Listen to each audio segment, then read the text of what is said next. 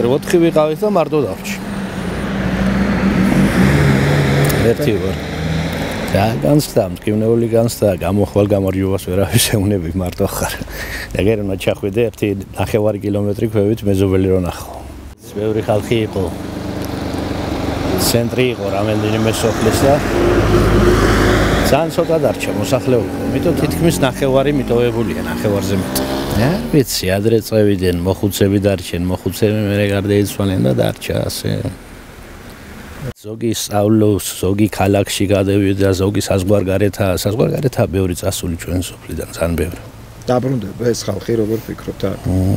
აი, მეჭვება ცოტა, მეჭვება. დაბრუნდნენ.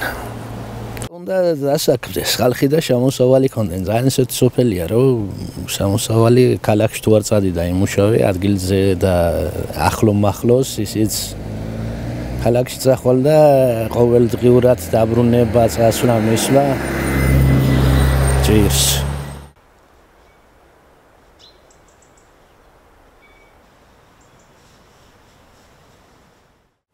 კარგად გქონდა საქმე, რა მინდოდა ახლა სოფელში თან, რა ვიცი. ვერმამ წამომიყვანა. დაამთავრა ჭრაკერვა იქანა ხუთებზე. ოჯახს რო შევედი იქ მერე სიზანდი. 4 შვილი მყავდა. 2 ბიჭი, 2 გოგო.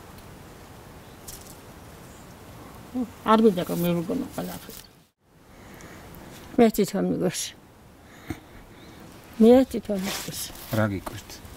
ასე რო არის ეს ქვეყანა მიტოვებული გადრ. არ ვარ გახანდელ ხელისუფლება, არ რაფლად ადრე რო იყო შეარ არის. არც არ აკეთებენ სოფლისთვის? რა ვიცი, ამბობენ გზა დააგეს. არაფერი არ.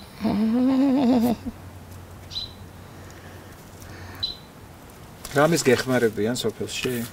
რა მივიდა მეხმარება აქანე, ჩემშვილს მომხედავს თუ მოდი არიან ბიჭი და აქლა სამანაც. გუჭირდათ ახალ თაობას. ჩემშვილები წასული არიან. ქვარშვილთან რო იყო სანდრეიაში იყვნენ. წევდნენ ორივე, გუჭირდათ ცხოვრება. გაზაფხულზე მოვალთ ამბობდნენ და რა ვიცი. გენატრებთ. რამდენი წელი არ გინახიათ შვილები? სურათზე კი შეხედო გინდა რა, მაგრამ არაფერი არა სურათთან ახლა. ძალიან გენატრებათ?